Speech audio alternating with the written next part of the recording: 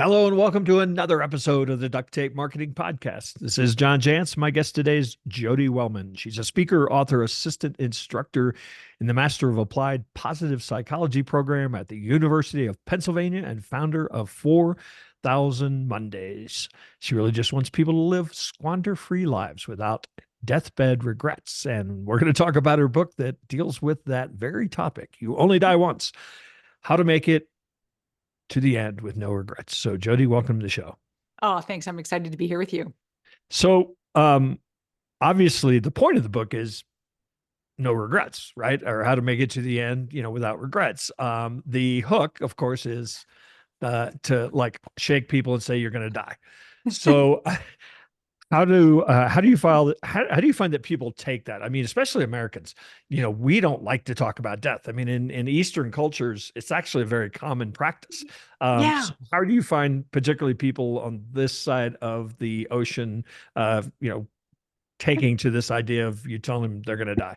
Yeah. We are really weird about it. And yet it's a funny thing because on one hand, there's the eyebrow raised. I mean, right now, half the people listening are like, do I keep listening? What am I doing here? Wait, I'm kind of allured. What do I do? Yes.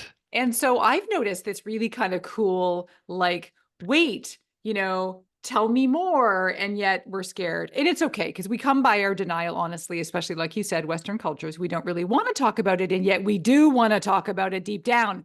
Yeah. It's a taboo. And it's like, therefore it's alluring. And so it's this kind of neat dance between don't talk about it, but can you whisper it? And so for me, I mean, I make fun of it. I use a tone that's irreverent which I couldn't not do, but I doodle about it. Like if you can doodle the Grim Reaper, you can talk about anything if you could doodle it. So I'm sure you've done a lot of, there are a lot of texts that have dealt with this. One of my actual favorites, this is going to sound really creepy, but the Tibetan Book of Death is actually an amazing work. And I feel like your book is kind of the Tibetan Book of Death with humor. You know what? I'm going to log that one. That's the compliment I've received of the week. I love it. Yes. So I suggest if folks want to pick up Jodi's book, I suggest you get the audiobook because it's basically a stand-up routine. Well, thank you for saying that. We do have a lot of fun. There are a lot of F-bombs. And I mean, you got to, if we're talking about the fact that we're all totally going to die. Yes. And I think you're hinting at this, like we're talking about death in a way that is not just to talk about death, even though it is sensational and ridiculous. It's in service of, carpe diem, of like living before we die. Right. But we need the prod. We need the cattle prod, or else we do just take life for granted. Do you find that? Yeah. And then I think particularly, so you talk about 4,000 Mondays. I'm on the like 3 digits probably of, of Mondays. So, it's certainly been a wake up for me. And I think a lot of people in my position in life, I do think a lot of people particularly, I mean, we don't think about it at all, the first 1,000, right? 2,000 through 3,000. I think that's where everybody gets stuck. In like, well, this is what I'm doing. You use the stapler idea that maybe you could actually recount that story in your own unique way to kind of talk about that idea of like just being stuck. Yes. Well, here I was in my corporate existence. Things were good, but they weren't really adding up. You know how you're in life and you're like, why am I not happier? I'm the trappings of success. I wanted to make a change, but I didn't know what to do. And so I remember being at my desk and I was stapling stuff together and lo and behold, I run out of staples. So that's no big deal. All right. I get up, I go find the storage room. I get a row of staples and I replace it in my stapler. And I distinctly remember saying to myself, if I'm still here by the time this row of staples is here, I better not be. And I felt encouraged by this notion, like, oh, I've got a 200 staple deadline. Only the thing is, John, is I did nothing about it. So, about a year goes by, I'm at my desk again, ready to blow my head off, but, pretending everyone thought I was engaged. And then I staple more pages together and my stapler runs out and I felt sick to my stomach. But obviously, I was hoping to be saved. I was hoping someone would headhunt me and pluck me out of this quiet life of desperation when, oh my gosh, I had to learn that lesson. And the truth is I reloaded that stapler like 3 times. And staplers weren't exactly having a day still, right? I mean, there weren't a lot of things that we were stapling anymore. No, this is an indication of several years. Okay. Right. But I needed to learn that in a way, like holy, like we have agency, we have to clue in sometimes to where we're feeling like we are settling in life. That Right. for me is a real warning sign. Like if we're settling and Mhm. tolerating for long, oh my gosh, back to this idea that life's short. Let's do the thing, even though it's hard, to just take the plunge and take the risk to shake it up Yeah. and find more happiness. So there are a lot of examples, and you have some in the book, near death, certainly wakes people up, right? Mm-hmm. Going bankrupt wakes people up. I mean, Yeah. there are a lot of things where like comfort is actually kind of like the enemy, right? Oh, you said it so well. I mean, that's like I love a good comfort zone. Like give me a fleece Right. blanket and I am under it. And it doesn't do much for making stuff happen in life. So these are Right. called boundary situations in Yeah. psychology, where it could be a big birthday. It could be retirement. It could be like a loss of a job, any rite of passage in life that jolts us a little bit to go, whoa, whoa, whoa. Like, my world has been moved. Maybe it is a bit of a like existential reminder, like, when you have the big birthday, but those are important. Like to be super honest, I mean, a lot of us in the science of positive psychology, we talk, it's like a crappy reality, but it's the crappy stuff that elicits the most meaning in life. Yeah. And most of us we need the impetus, we need the inciting event, and we're just not motivated enough to do it on our own accord. Right. So, I mean, the person that, like you describe, is stuck in a job, stuck in a marriage, stuck in whatever, is like the fear of leaving that, Mhm. so much scarier than just staying put. Yeah, That's kind of a vice, isn't it? it absolutely is. And, this notion, as I said in my TEDx talk, this line I still think is really important. And it's like, our fear of death is rivaled only by our fear of living. Yeah. Like most of us are not pleased about the idea of death, okay? Or of public speaking. But we can at least deny and get around that. But the idea to commit and participate and maybe make some bold choices, even though we know they're the ones that are probably going to maybe be the best for us, the ones that, again, back to regret. You started our conversation by outlining the books about avoiding regret. It's like when you're lying there, hopefully lots of morphine coursing through your veins at the end, would there be a thing where you're like, I just regret not doing that. And if that could be the case, now's your chance to course correct it and maybe take action on it, like literally starting this afternoon. Yeah. And I'm probably guessing it is not. I just wished I would have worked a few more hours. Yeah. If only I'd answered more emails. So you have some quotes in here. One of my favorites in this topic, I believe, is attributed to E. E. Cummings, the poet, and he said, Mm-hmm. "Most of us will regret on our deathbeds not our sins of commission, but our sins of omission." Mm-hmm. And I think that to me, beautifully wraps that up. The things we didn't do, Yeah. not the bad Yeah. things we did, but the Right. things we just didn't get Right. around to. It's so true. Yeah. So you cite there's a lot of literature really on this. Ryan Holiday's, Stoics. Mhm. You put momente mori in there. Um, that's been a symbol that he's used in his writing. I had Yeah. Oliver Berkman on the show, 4,000 Yes. weeks, I think it Yeah. is. Yeah. Love him. And so is there something going on Mm. that is is causing people more to consider this, to write about this, or have I just noticed it more recently? Yeah, you're just tuned into it with those triple digits. That's right. Yeah, no. Well, I believe that there has been, again, this equal kind of repelling and yet fascination with death. But I will, like, let's just be honest. I mean, nothing like a global pandemic to wake us up to Yeah, our right. temporary nature. So I do think that has tuned us in a little bit more to whoa, whoa, whoa. The things I thought were like we do this delusional thing where we like to think, oh, I'll have time to do it later. And later is very elusive and it's very comforting and fuzzy. Yeah. And now, whether it was the pandemic did help us go, wait, I want to reorganize my priorities. And maybe now that means that I have to take it more seriously. Yeah. Okay, so let's go to the other end of the spectrum. We Yeah. will come back to dead zones maybe. um, you talk about not living a squander-free life. Does that Mhm. give people permission to say, screw it? I'm just going to do whatever I want to do, and I'm going to make myself happy, and everything else be damned. I mean, is there the Yeah. risk of like going too far? Yeah. I mean, that would be one hell of a month because I think you would whoa, the party. And then you would drain your bank account and you would probably ostracize yourself from, all of your friends, potentially, and certainly your partner. And yeah, that here's where I look at this. There is a potential for some people who maybe are a little more impulsive and maybe don't have like as good of a, self-management skills about the idea, like, do I go and, spend more money now to enjoy my life and then maybe risk not having as much later? Or do I save every penny I have so that I make Right. sure I'm comfortable in retirement and live life then, quote unquote, which we all know is risky.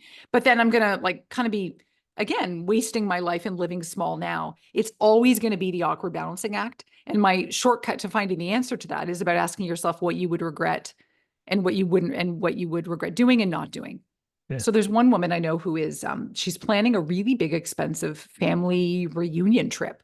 She's going to finance it and take her family on like a really fabulous cruise. And, Mm-hmm. and she said, like, I've done the math and her grandma's about to die. So there's a bit of a sense of urgency. Mm-hmm. Nothing like death to prod us along again there, John. So she's like, I've done this and I've calculated it. It's a big deal for me to do this financially and with time off. And she's like, I would regret not doing it. But she also knows that by doing it, she's not going to compromise her retirement, or like she's not going to not pay the mortgage for Right. 7 months because she took her family on this cruise, right? Yeah, So yeah, yeah. these are about choices where it's like, am I on the verge? Like, is it still technically responsible? And or, is this going to cause more anxiety and peril because like, well, wow, on a whim, kids, we're just going to move to the Croatian coast, but like you haven't planned any immigration stuff. And next thing you know, that's going to be a bigger problem. So I do think Yeah. it's always about what would I regret doing and what would I regret not doing? And am I going to blow up my life later? So the middle ground, I suppose, is living astonishingly alive. Perhaps. Mhm. So talk a little. Somebody comes to you and says, "What?" They probably just come to you saying, "I have a feeling. Yeah. I just I feel stuck, or I feel like something's missing, or whatever." How do you help them unpack and find and Mm. reroute the course? I guess. Yeah, I like that term. Well, the number one thing is to diagnose the dead zones. And that's I have lots of tools and ways. Like in the book, it's in the pre-mortem, which is like, let's look at your life Right. today, what's working, what's not. And it's about saying, whoa, like now that I do this thing, I realize like my social life or my lack thereof, or the fun and recreation category. Whoa, I didn't realize that had flatlined as much as it had. And that, Yeah. wow, I think I might want to pick up a hobby again. And so sometimes it's about identifying in like, no, you can't unsee it ways about where your life is feeling dead. That gives you a starting point to know where that you might want to throw yourself a freaking, buoy in the water and say Yeah. like, well, what would that look like? I also look at life in two dimensions, right? So it's like wider with vitality, which is the fun and the pleasure and the neat fun experiences. And then it's deepening it with meaning. And that's having a sense of purpose and good, meaningful relationships and maybe spirituality if you want, but it's deeper stuff. And so Mm. for most of us, we do have a sense of whether we want more of the vitality and or more of the meaning. And again, that's like a diagnosis of like, no, my life is meaningful enough. I've got a job that, makes me feel like there's purpose, but I am just so freaking bored. I might want to add in a little more fun. What would that look like? And again, all we can ever do is one thing at a time. So what would maybe in this example, hypothetically, like what would one thing be? Can I get nosy and ask you, like if you're thinking about your life, widening with vitality, deepening with meaning, is there a dimension that stands out to you that you might want a little more of, even if it's already good? No. But mainly because I'm very intentional Yeah. about this. The one thing I will say that's lacking a little bit, and this is just I have a distributed team. I'm here in the mountains in Colorado in a rural area. I can go for literally weeks without seeing another human being besides my wife. Yeah. And so um, Mm.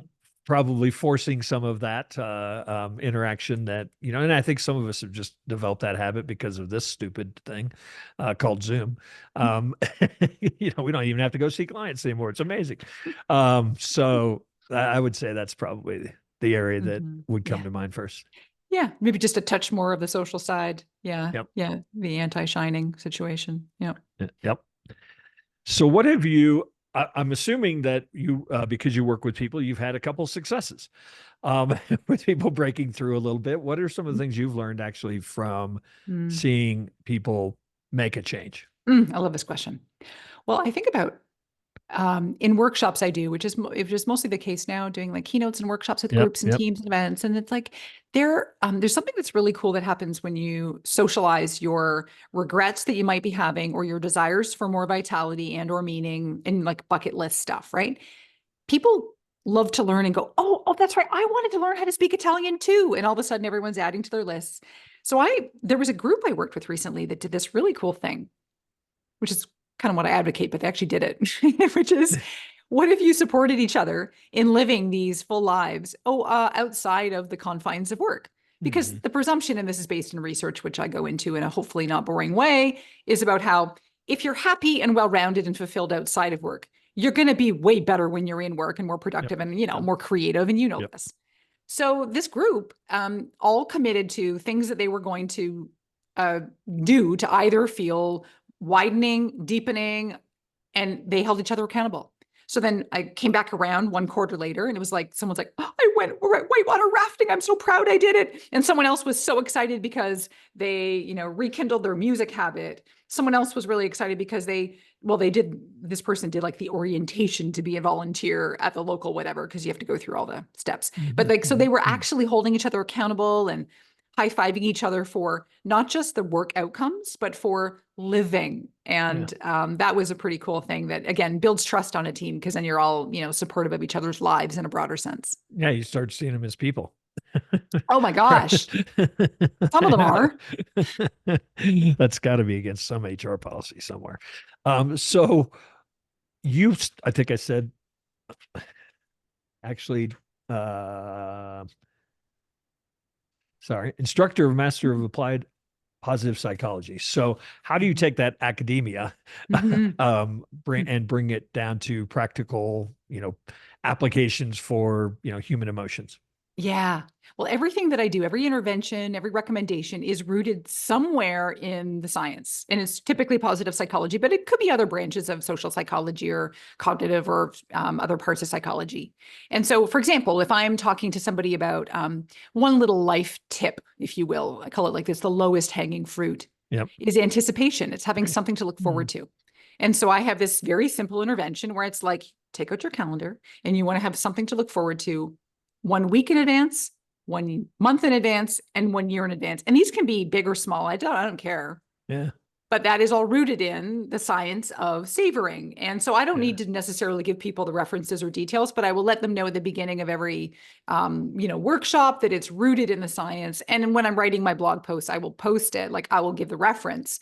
But it's, you know, there is, I'm glad you asked that question because it matters to me that things are generally empirically Yeah. based, right? Not just like an instinct. Not that those things don't also deliver for some people. There are some people I know who swear by putting out, manifesting, and Right. that's Right. really Right. great. And if that works for you, do it all the time. And I don't have the evidence necessarily on some topics, and so I just would not go there personally. Yeah. Yeah. Absolutely. So it's funny as I listen to you talk about the anticipation. I Yeah. remember that's certainly advice people give, when I have aging parents and things that Mm. my father passed.